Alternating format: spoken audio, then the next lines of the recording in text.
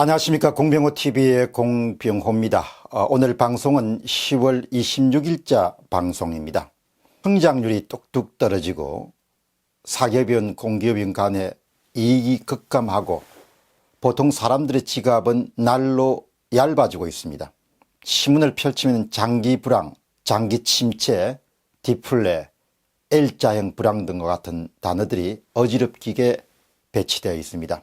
그럼에도 불구하고 신문을 펼칠 때면 온갖 분야에 대한 정부 개입은 날로 강화되고 있습니다. 정부 간섭은 경제 분야뿐만 아니고 사회, 복지, 그리고 교육 분야 등 분야를 가리지 않고 확대되는 그런 추세입니다. 늘어나는 것은 공무원과 준공무원밖에 없다. 이런 자조 섞인 불만이 터져 나오고 있습니다. 어떻게 해야 되는가? 나라의 진로를 어떻게 잡아야 되는가라는 그런 질문에 대한 답을 찾아보겠습니다. 첫 번째 질문은 국민이 원하는 나라의 진로입니다. 국민은 어떤 진로를 원하는 것일까?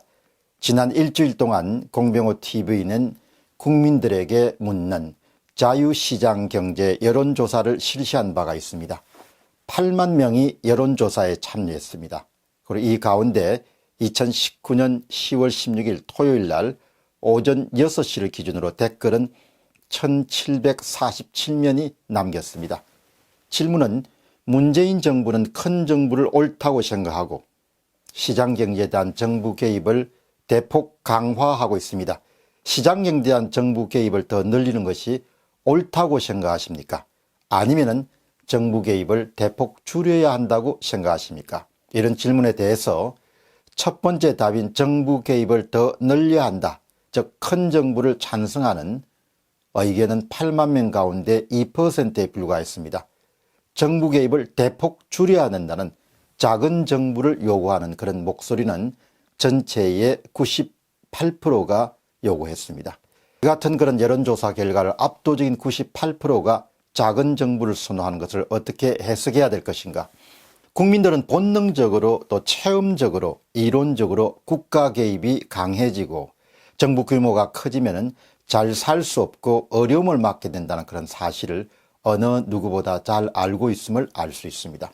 반대로 국가 간섭을 줄이고 정부의 규모를 키우고 또 정부의 예산 규모가 확대되면 확대될수록 경제적으로 어려움을 맞을 수밖에 없다는 것을 일반의 양식 있는 시민들은 잘 알고 있습니다. 따라서 우리가 택해야 될 것은 국민들 다수가 원하는 방향으로 나라의 진로를 선택하는 것이 국민도 행복하고 또 후세에게도 좋고 또 더 역동적인 그런 사회를 만들 수 있고 궁극적으로 번영으로 가는 길에 한국호가 들어서는 것을 뜻합니다. 자, 그러면 이처럼 98%의 분들이 정부 간섭을 대폭 줄여야 된다. 이런 여론에 찬성을 했는데 이 가운데서도 비교적 자신의 의견을 또렷하게 피력한 분들의 몇 분 의견을 살펴보도록 하겠습니다. 엄창호 씨입니다. 기업이 험난한 국제 경쟁에서 살아남으려면 효율성과 순발력이 있어야 되는데 정부 간섭이 많아지면 배나무상한 경쟁에서 이길 수가 없게 됩니다. 다시 이야기하면 순발력은 곧바로 유연성이고 정부 간섭은 유연성을 손상시키기 때문에 경쟁에서 이길 수 없다는 그런 주장을 펼치고 있습니다. 두 번째는 라카 라멜리입니다. 큰 정부라는 그럴듯한 정책 하에 국가를 공산화시키는 과정입니다. 주인 없는 회사에 누가 열심히 노력하고 경영하겠습니까? 예를 들자면 주인 없는 공용 화장실은 금세 더러워지고 부서지게 됩니다. 이것 대한민국 국민들만의 민도가 아니고 인간 본성의 문제라고 생각합니다.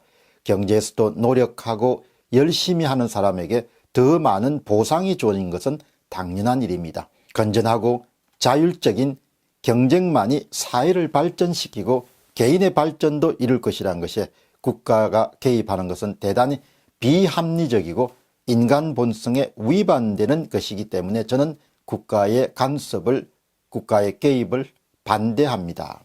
인간 본성에 정부의 개입이나 큰 정부가 맞지 않는다는 그런 지적입니다. 세 번째는 루루루님입니다. 지금의 우리나라는 자유시장 경제로 이만큼 발전해 왔습니다. 왜 진로를 사회주의 체제로 바꾸는 것일까요? 지난 70년간 한국의 번영은 자유주의 체제에 걸맞는 그런 체제를 유지해왔기 때문에 이것이 가능했다.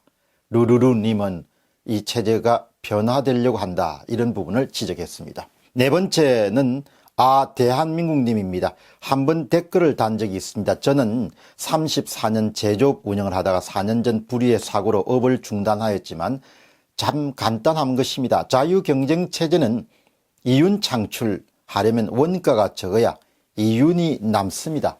중견기업은 그에 따른 원가 경쟁체계가 있겠습니다. 대기업 또한 설명이 필요합니다. 더욱더 정부가 말할 필요가 없겠죠. 정답은 모든 부분에 자유경쟁체제를 바꾸면 1등 국가 아니 특등 국가가 될 것입니다. 정부가 아니라 공무원을 보더라도 동사무소에 노는 사람이 한 70% 된다고 봅니다. 인감, 등본, 수료, 기타 하는 것 창구 5명 PC 한 대로 가능해집니다.